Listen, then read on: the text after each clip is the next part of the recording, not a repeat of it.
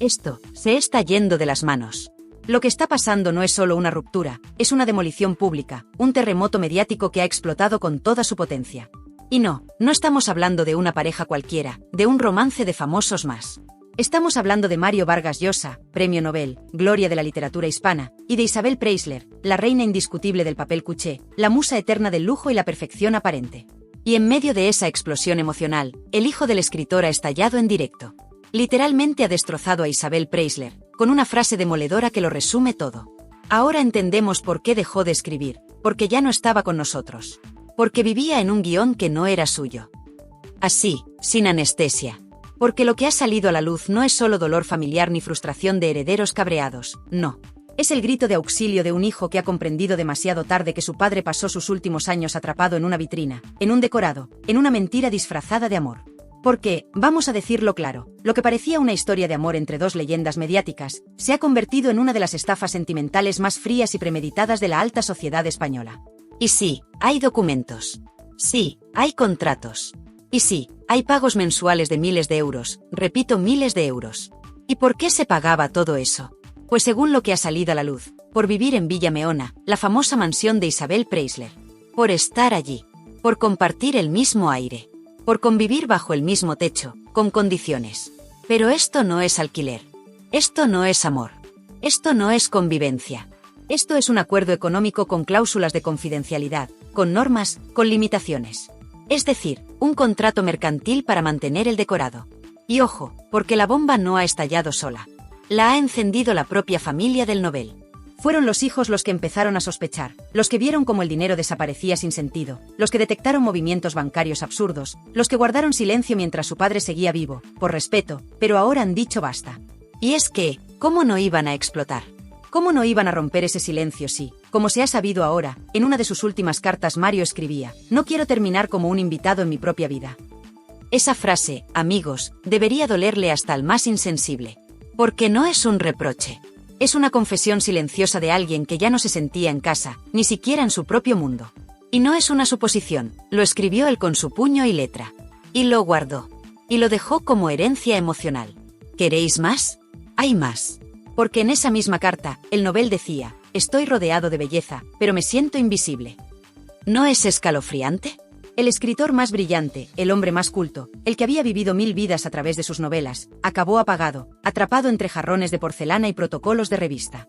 Y mientras tanto, ¿qué hacía Isabel Preisler? Pues lo de siempre, posar para Leola, sonreír, cocinar con luz perfecta y mantener ese relato edulcorado que ha vendido durante años, donde ella es siempre la elegante, la discreta, la musa. Pero en paralelo, según se ha filtrado, firmaba un contrato con cláusulas de silencio, donde no se podía hablar de ciertas cosas, donde se estipulaban pagos, convivencias, y hasta la forma de salir en la prensa. Vamos, que el guión que vivía Vargas Llosa ya lo había escrito otra persona. Y no era él. Y ahí es donde entra la parte más salvaje. Porque los hijos no solo se han sentido traicionados como familia, sino que sienten que han perdido a su padre mucho antes de que muriera. Porque el Mario que ellos conocían ya no estaba. Estaba Mario el Nobel domesticado. Mario el acompañante. Mario el mueble caro de una mansión donde no se podía mover nada. Y mientras él se iba apagando, ella seguía brillando. Seguía en los photocalls. Seguía en las exclusivas. Seguía presentando perfumes. Pero claro, ahora entendemos por qué todo estaba tan perfectamente controlado. Porque había que mantener la ficción. Porque se estaba pagando por ello. Literalmente. Y repito, esto no lo dice un paparazzi resentido. Lo dice el hijo del escritor. Lo dicen sus cartas personales. Lo dicen los movimientos bancarios. Lo dicen exempleados, amigos en común, testigos que ya han hablado con abogados. Y por si esto no fuera suficiente, hay más. Porque todo apunta a que incluso después de que la relación ya estaba rota, los pagos seguían realizándose. Es decir, no había convivencia real, no había pareja, pero sí había transferencia. Entonces, ¿qué se estaba pagando? ¿Qué se estaba manteniendo? ¿Una relación? ¿O una imagen? Y aquí es donde el asunto pasa de ser una simple bronca familiar a una cuestión moral. Porque lo que está en juego no es solo la herencia de un hombre, es la memoria pública de una figura literaria universal. Y esos hijos, que han decidido dar la cara, no van a permitir que su padre sea recordado como un viejo despistado que se dejó manipular por una mujer más lista que él. No. Ellos están construyendo otra narrativa. La del padre víctima. La del genio emocionalmente secuestrado. Y han decidido llevarlo a los tribunales, con todo lo que eso implica. No solo por dinero, ojo, por dignidad, por legado, por verdad. Y aquí es donde entramos todos nosotros. Porque esta historia nos toca a todos, no solo como cotilleo. Porque lo que está pasando con Mario e Isabel es el espejo perfecto de lo que somos como sociedad, obsesionados con la imagen, con el lujo, con aparentar. Y mientras tanto, se nos mueren los grandes sin que nadie los escuche. La tormenta mediática que se ha desatado no ha sido cosa de un día ni de un impulso emocional de una familia dolida. No. Esto lleva fraguándose en la sombra durante años, con silencios incómodos, cenas en las que se hablaba de todo menos de dinero, y miradas entre los hijos del Nobel que decían más que 1000 palabras. Porque mientras Mario Vargas Llosa paseaba por los jardines perfectamente recortados de Villa Meona, ajeno, o quizás no tanto, a lo que se cocía entre sus seres más cercanos, sus hijos comenzaban a ver cómo la fortuna que su padre había amasado con décadas de trabajo intelectual, premios, libros y conferencias, comenzaba a esfumarse como si nada. Como si los millones no pesaran. Como si el dinero fuese el precio de una fantasía. Y en parte, lo era. Porque lo que ha estallado aquí no es solo la cifra escandalosa de 80.000 euros mensuales. Ni siquiera el contrato confidencial que ahora todos los medios reproducen como si fuera el guión de una serie de intrigas palaciegas. Lo que ha estallado es el concepto mismo de amor romántico en la tercera edad, la idea de que a cierta edad ya nadie te utiliza, de que uno ha aprendido a detectar el interés, la manipulación o la estrategia. Y no, queridos míos. A veces es justo en ese momento cuando uno se vuelve más vulnerable. Porque confías. Porque ya lo has visto todo. Porque piensas que a ti ya no te la cuelan. Pero Isabel lo supo ver. Supo jugar sus cartas como una dama de hielo que no pierde jamás el control. Supo que Mario, en pleno proceso de separación de Patricia, estaba debilitado. No solo emocionalmente. Estaba buscando un nuevo relato. Un nuevo lugar donde vivir. Un nuevo lugar donde escribir. Y eso, amigos, cuesta. No solo en metálico. Cuesta dignidad. Cuesta identidad. Y ahí apareció Villa Meona. El escenario perfecto. La casa ideal. Todo ordenado, brillante, impecable. Tan impecable que, según las propias palabras de Mario en esas cartas manuscritas que ahora circulan como documentos sagrados, no había espacio para el error. Es como vivir en una vitrina, escribió. Una frase demoledora. Porque el Nobel, el maestro de las palabras, eligió con precisión quirúrgica cómo describía su vida junto a Isabel. No dijo hogar. No dijo refugio. Dijo vitrina. Un espacio bonito por fuera, pero frío por dentro. Un lugar para ser admirado, no para ser vivido. Y lo más bestia es que sus hijos no se enteraron de golpe. No fue un chivatazo de una asistenta. No fue una llamada anónima. Fue el propio desgaste de los años. Las visitas que eran cada vez más escasas. Las llamadas que pasaban de ser diarias a semanales. La sensación constante de que su padre ya no estaba. Estaba físicamente, sí, pero no espiritualmente. No como antes. El Mario combativo, el de los discursos incendiarios, el de las ideas arrolladoras, había sido reemplazado por un Mario estético, de revistas, con sonrisa ensayada y paseos de la mano. Y claro, cuando descubren que todo eso venía con factura, cuando encuentran ese contrato firmado, con cláusulas de confidencialidad, con cantidades mensuales que harían sonrojar a un jeque árabe, la indignación estalla. Porque esto no es un caso de herencia al uso. No es una pelea de hermanos por un piso en Madrid o por una colección de arte. Esto es una lucha por la dignidad. Por la imagen pública de un hombre que no puede defenderse porque ya no está. Y aquí es donde entra el verdadero bombazo. Los hijos no están solos. No son tres locos que se han vuelto conspiranoicos. Tienen pruebas. Correos. Movimientos bancarios. Testimonios de exempleados que han hablado. Y sobre todo, la carta. Esa carta que Mario escribió en sus últimos meses y que es, sin duda, el documento más demoledor de toda esta historia. No quiero terminar como un invitado en mi propia vida, escribió. ¿Se puede ser más claro? Esa frase ha puesto los pelos de punta a todo el que la ha leído. Porque no habla solo de Isabel. Habla de un sistema. De una sociedad que, bajo la apariencia de elegancia y discreción, normaliza que una mujer con poder mediático construya su propia narrativa a costa de un hombre que, quizás, solo quería compañía. ¿Dónde están los límites del interés? ¿Hasta qué punto se puede considerar esto una relación auténtica? Pero lo más grave de todo es que Isabel no se ha dignado a responder con claridad. No ha salido a dar una entrevista, ni siquiera a emitir un comunicado contundente. Ha preferido, como siempre, el silencio elegante. La pose de dama ofendida. Mientras tanto, su entorno se mueve en la sombra. Llamadas a directores de medios. Columnistas que de repente matizan las informaciones. Un intento desesperado de encauzar una narrativa que ya se les ha ido de las manos. Porque esto no va a parar. Esto no es un escándalo que se disuelve en 2 semanas. Aquí hay abogados trabajando, demandas preparándose. Y sobre todo, una familia herida que no va a permitir que su padre sea recordado como un hombre que pagaba por estar acompañado. Están decididos a ir hasta el final. Y no por dinero, por memoria, por respeto. Porque si algo no soportan es la idea de que su padre haya sido utilizado, manipulado, convertido en figurante de un relato que no era suyo. Y lo más inquietante es que puede que no sean los únicos. ¿Cuántas personas mayores están viviendo hoy relaciones que parecen idílicas pero esconden acuerdos económicos? ¿Cuántos hombres y mujeres están en jaulas doradas sin saberlo? Esta historia va mucho más allá del cotilleo. Es un espejo brutal de cómo funciona el poder, el dinero y el amor cuando se cruzan en la tercera edad. Pero todavía falta lo peor. Lo que se avecina no es solo un proceso judicial. Es un ajuste de cuentas moral. Porque los hijos de Vargas Llosa quieren limpiar su nombre, pero también lanzar un mensaje, que ni el Nobel más grande está a salvo de las trampas del ego, del deseo y de la vanidad.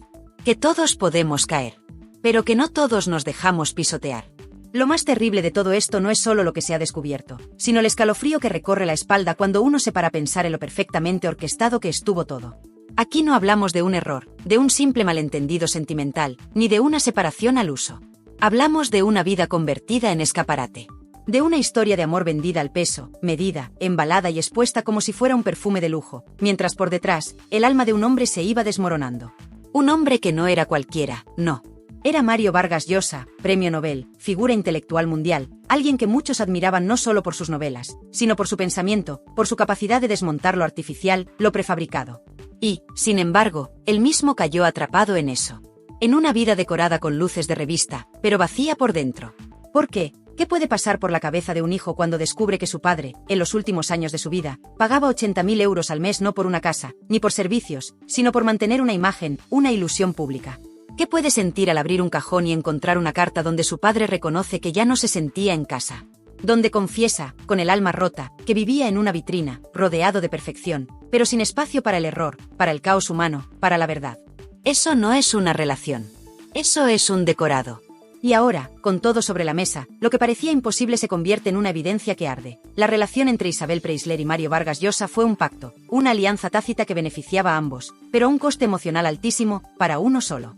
Porque mientras Isabel brillaba, firmaba portadas, posaba junto a él en alfombras rojas y eventos de gala, él se alejaba cada vez más de sus hijos, de su escritura, de su verdadera voz. Los hijos del escritor, sobre todo el mayor, Álvaro Vargas Llosa, no han podido más. Ya no hay sonrisas diplomáticas. Ya no hay ruedas de prensa con discursos sobrios. Hay rabia. Hay impotencia. Y hay una verdad que quieren defender a toda costa. Su padre fue manipulado emocional y económicamente. Porque sí, Mario tenía su carácter, era mujeriego, impredecible, pero eso no le hace culpable de ser engañado. Lo hace humano. Y por eso, la familia se ha levantado como una piña, porque no van a permitir que su padre sea recordado como un anciano millonario caprichoso que pagaba por compañía. Porque eso no fue lo que ocurrió. Lo que ocurrió fue mucho más cruel. Según testimonios cercanos a los Vargas Llosa, fue el propio escritor quien pidió en sus últimos meses salir de la mentira. Dicen que lloró en silencio, que se sintió vencido, que no quería morir en aquella mansión. Es como vivir en una vitrina, escribió. Una frase que pone los pelos de punta y que no necesita explicación. En esa vitrina estaba Isabel, siempre impecable, siempre sonriente, siempre lista para vender el cuento de hadas. Y en esa vitrina estaba él, pero encerrado. El dinero, por supuesto, es solo la punta del iceberg. Pero es la prueba material de que había un guión. Que cada gesto, cada paseo, cada entrevista, estaba pautado. Que Isabel sabía exactamente lo que debía mostrar. Que mientras se proyectaba la imagen de un amor otoñal y perfecto, se firmaban cláusulas de confidencialidad. Cláusulas. Como si esto fuera una empresa. Como si la vida íntima de un Nobel pudiera regularse con puntos, comas y cantidades. Y lo más fuerte es que el contrato podría haberse extendido incluso más allá de la ruptura. Es decir, incluso después de que el amor, si es que lo hubo, se desvaneciera, los pagos continuaban. ¿Para qué? ¿Para mantener la imagen hasta el final? Aquí no estamos hablando solo de un escándalo mediático. Estamos hablando de un escándalo moral. De un hombre utilizado hasta la extenuación. De una figura pública convertida en objeto decorativo. Y sí, los hijos han estallado. Y sí, lo han hecho en público, sin filtros. Porque ya no hay tiempo para las formas. Porque si no lo cuentan ellos, la historia la contará ella. Y la contará a su manera, elegante, neutra, falsa. Como ha hecho siempre. Lo que más duele en esta historia, lo que más remueve las tripas, no es el dinero. Es la sensación de que todo fue un teatro. Que ni siquiera en sus últimos años de vida, Mario pudo ser dueño de su tiempo, de su intimidad, de su identidad. Porque estaba atrapado. En el lujo. En la imagen. En el personaje. ¿Quién era él, realmente, en esa casa? ¿Un compañero? ¿Un amante? ¿O un patrocinador? Y mientras tanto, el entorno de Isabel guarda silencio. O peor, contraataca. Filtra declaraciones en las que se tacha a los hijos de ambiciosos, de resentidos. O simplemente hijos que no quieren ver cómo su padre es convertido en un personaje de cartón piedra. Porque no lo olvidemos, detrás de todo esto hay una lucha de poder. Una lucha por quien controla el relato. Quien escribe la última línea. Isabel no ha hablado todavía. Pero ya prepara sus movimientos. Una entrevista controlada. Un plató amable. Un discurso cuidado que hable de amor, de nostalgia, de una historia que se acabó por desgaste. Pero eso ya no cuela. No cuando hay correos, contratos, testigos, cartas. No cuando la verdad ha salido del cajón. No cuando los hijos han decidido hablar. Y aquí es donde todo estalla. Porque la figura de Mario ya no pertenece solo a su familia. Es un referente cultural. Un símbolo. Y esta historia ha puesto el foco en una cuestión que incomoda a muchos. ¿Cuánto cuesta mantener una mentira? ¿Cuánto se paga por una vida de lujo si lo que te quitan a cambio es tu alma?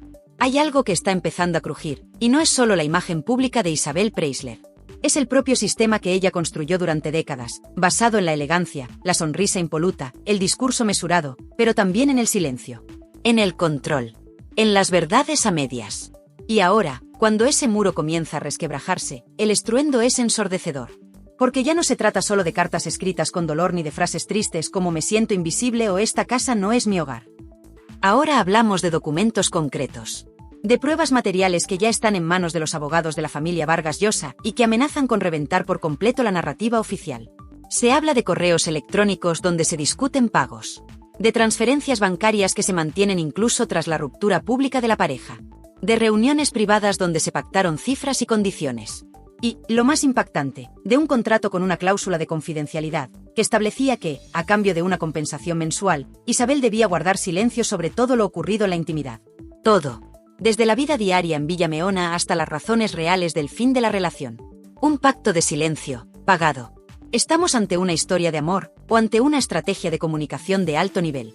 Porque si esta cláusula existe, y ya hay varios periodistas que confirman que al menos una copia fue vista por personas cercanas al Nobel, entonces estaríamos hablando de algo que rompe todas las barreras éticas.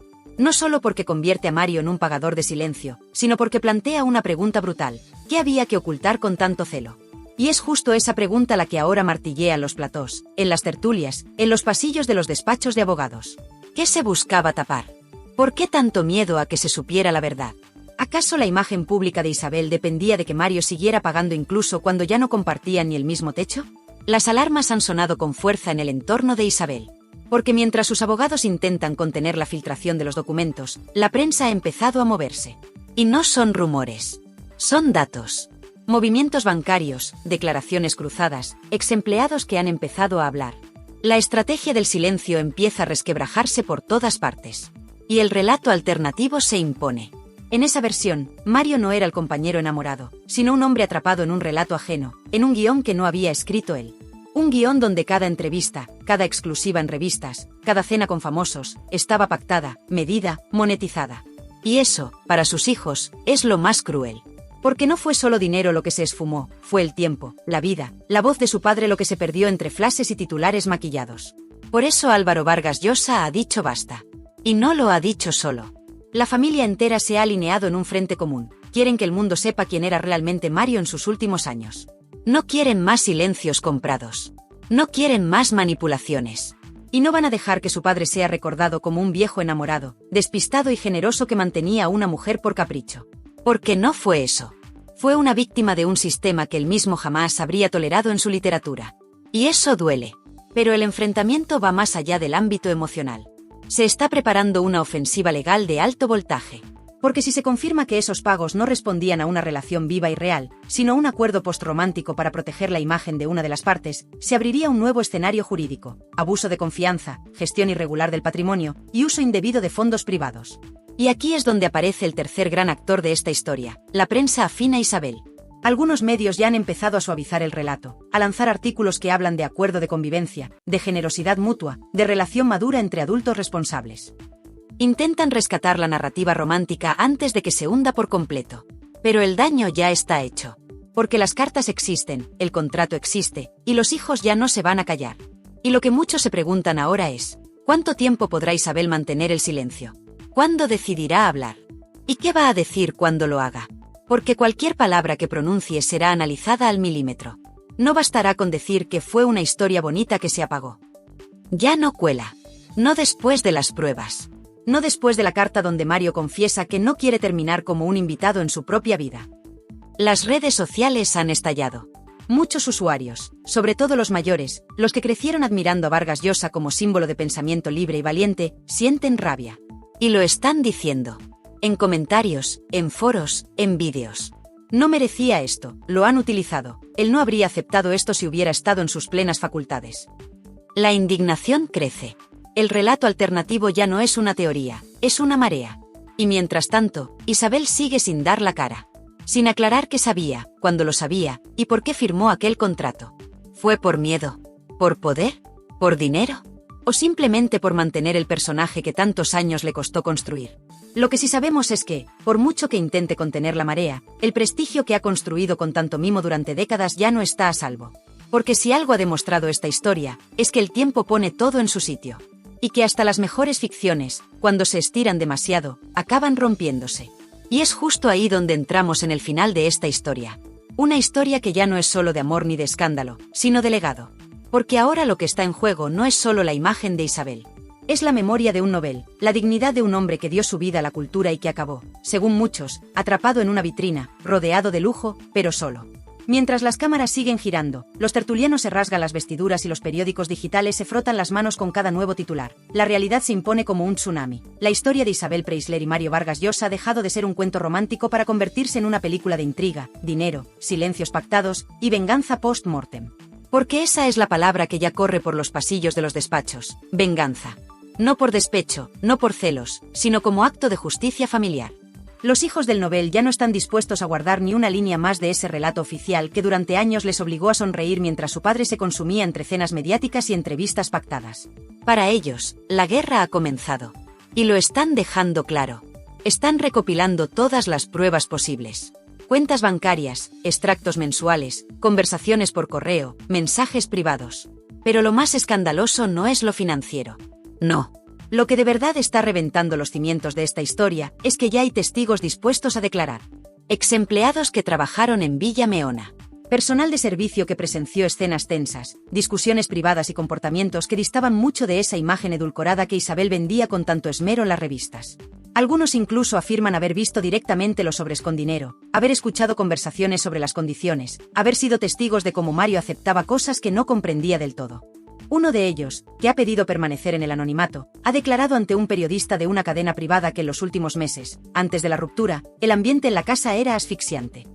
Que Mario pasaba horas encerrado en su despacho, sin escribir, sin leer, mirando al vacío. Que apenas hablaba y que todo parecía girar en torno a las apariciones públicas de ella. A sus eventos, a sus compromisos. Que se le veía triste. Muy triste. ¿Y dónde estaba Isabel mientras tanto? Brillando. Posando. Vendiendo exclusivas. Con esa sonrisa congelada que parece no inmutarse jamás. Porque si hay algo que sabe hacer Isabel es eso, mantener la compostura incluso cuando todo se desmorona. Pero ahora, esa habilidad ya no es suficiente. Porque la prensa ya no compra el cuento sin revisar. Porque los periodistas que antes protegían a Isabel ahora se huelen la sangre y quieren su parte del pastel. Y porque, lo más importante, el público ya no está tan dispuesto a perdonar. La gente ve a los hijos de Mario dolidos, indignados, pero también decididos. Y eso cala. Porque no están pidiendo dinero. Están pidiendo dignidad. Memoria. Verdad. Quieren limpiar el nombre de su padre. Quieren que se recuerde su obra, su legado, su figura, y no esa caricatura que se ha querido imponer de un anciano generoso que regalaba dinero por amor. Y lo están haciendo con contundencia. Porque no están solos. Varias personalidades del mundo literario y cultural ya se han posicionado. Algunos incluso han hablado claro, lo que se está destapando es tan grave que va más allá del corazón. Estamos ante una operación de control de imagen disfrazada de romance. Pero ¿y qué dice Isabel? Nada. Silencio absoluto. Su entorno se mueve, filtra, maquilla. Pero ella calla. No porque no tenga que decir, sino porque sabe que cualquier palabra mal dicha podría incendiarlo todo aún más. Porque esta vez no está lidiando con un rumor de prensa o con una ruptura discreta. Esta vez está frente a una familia que ha dicho basta. Y lo que viene ahora puede ser devastador. Porque más allá del escándalo económico y de los pagos, que ya son escandalosos de por sí, hay otro frente abierto, el de las emociones manipuladas. El de la vida de un hombre que, según muchas fuentes, vivía a medida de un decorado que no era suyo. Una vida donde no había margen para el desorden, para el error, ni para lo humano. Donde todo era perfecto, salvo el alma. Y es en ese terreno donde los hijos quieren batallar. Porque para ellos no se trata solo de papeles firmados ni de herencias, sino de mirar atrás y entender en qué momento perdieron a su padre. No físicamente, sino emocionalmente. Cuando se convirtió en un actor secundario de una vida que no había escrito. Y en esa batalla ya se están tomando decisiones concretas. Hay abogados trabajando en una demanda sin precedentes, basada no solo en el supuesto contrato, sino en un daño emocional, en un abuso de posición, en una figura pública que, según ellos, supo manipular la imagen y el silencio para sostener una farsa. Y si esa demanda se presenta, lo que viene será brutal. Porque se hablará de cifras, sí. Pero también de cartas íntimas. De declaraciones explosivas. De testigos inesperados. De fotos, de correos, de grabaciones. Y de un testamento que podría esconder más de lo que se ha dicho. Porque otra de las bombas que se está a punto de estallar es esta, el verdadero contenido del testamento de Mario Vargas Llosa. Un documento que, según ha trascendido en círculos muy estrechos, no solo reparte bienes, sino que contiene párrafos escritos de su puño y letra dedicados a sus hijos y a Isabel. Unas palabras que, de salir a la luz, podrían cambiar por completo el relato. Algunos periodistas ya especulan con la posibilidad de que ese testamento, en realidad, fuera una forma de ajustar cuentas, de decir lo que no pudo decir en vida. Y si eso se confirma, Isabel se quedaría sin margen. Porque lo que vendría sería imparable. Y ojo, el entorno de Isabel ya ha empezado a moverse en modo defensa total. Están buscando frenar filtraciones, controlar entrevistas, blindar testimonios. Pero están tarde. Muy tarde. Porque el relato ya se ha escapado de sus manos. Y el público ha elegido bando. Porque puede que Mario fuera un Don Juan, un soñador, un romántico inconsciente. Puede que cometiera errores. Pero nadie merece pagar 80.000 euros al mes por compañía, por silencio, por imagen. Nadie merece terminar sus días como un figurante en la alfombra roja de otro. Y esa es la verdad que ahora están dispuestos a contar. Cueste lo que cueste. Caiga quien caiga. Porque la historia de Isabel Preisler y Mario Vargas Llosa ha pasado de portada de revista a expediente judicial. Y eso, señoras y señores, ya no tiene vuelta atrás. Y ahora, cuando ya hemos visto la verdadera cara de esta historia, yo te lanzo a ti, que estás al otro lado, una pregunta muy sencilla pero durísima. ¿De verdad alguien puede seguir defendiendo a Isabel Preisler? Porque a ver, seamos claros. Aquí no estamos hablando de un romance fallido, de una ruptura triste o de dos personas que se distancian con el paso del tiempo. No. Aquí estamos hablando de una mujer que supuestamente firmó un contrato para cobrar por convivir con el hombre al que decía amar. Y no poco dinero, no. 80.000 euros al mes. Casi 1 millón de euros al año. ¿Por qué? ¿Por amor?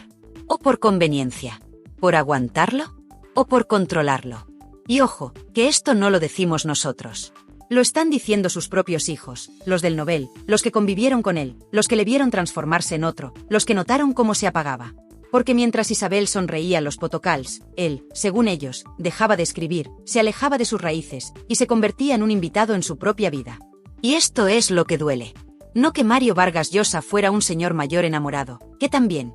Sino que, al parecer, todo estaba pactado, todo bajo condiciones, bajo cláusulas de confidencialidad, bajo una narrativa perfectamente controlada y vendida a precio de oro. Una historia construida como una campaña de marketing, no como un vínculo emocional de verdad. Entonces, dime tú, ¿esto es amor o es una transacción? ¿Esto es una pareja o es un contrato? ¿Esto es compañerismo o es manipulación emocional? Porque yo no sé tú, pero cuando uno escucha que el propio Mario Vargas Llosa escribió "No quiero terminar mis días como un invitado en mi propia vida", se te encoge el alma. Eso no es una frase cualquiera. Eso es un grito ahogado. Eso es la confesión de un hombre que se dio cuenta demasiado tarde de que había sido desplazado, silenciado, utilizado. Y claro que sí, ahora vendrán los defensores de siempre a decir, es que ella no obligó a nadie, es que él sabía lo que hacía, es que era mayorcito. Sí, claro. Pero ¿hasta qué punto una persona puede ser consciente cuando está atrapada en una red emocional tan bien tejida? Cuando estás rodeado de cámaras, de lujos, de eventos, de silencio y de presión mediática. Porque la verdadera pregunta que deberíamos hacernos es: ¿puede alguien amar de verdad mientras cobra un sueldo por ello? ¿Puede alguien ser musa mientras firma cláusulas de confidencialidad? ¿Puede alguien mirar a los ojos de la familia del otro, sabiendo que vive en una mansión financiada por ese padre al que cada día ves apagarse un poquito más? Yo no sé tú, pero yo lo tengo claro. Esto no es amor. Esto es gestión. Esto es guión. Esto es espectáculo. Y lo que es peor, es que se ha jugado con la dignidad de un hombre que nos regaló décadas de literatura. Así que dime tú, ¿te parece bien? ¿Te lo esperabas de Isabel Preisler? ¿Crees que los hijos de Mario hacen bien en destaparlo todo ahora? ¿O crees que lo hacen solo por la herencia? Porque ahora sí, quiero leerte. Cuéntamelo aquí abajo en los comentarios. Dime lo que piensas sin filtros. ¿Estás con Isabel o estás con los hijos del Nobel? Y si te ha removido por dentro esta historia, dale al like para que más gente descubra esta verdad incómoda. Y si aún no lo has hecho, ya sabes lo que toca. Suscríbete al canal, activa la campanita, porque aquí no hay medias tintas. Aquí lo contamos todo, te guste o no te guste. Y recuerda, Tirando Salseo está aquí para sacar a la luz lo que otros prefieren callar. Muchas gracias por el apoyo y nos vemos en el siguiente vídeo.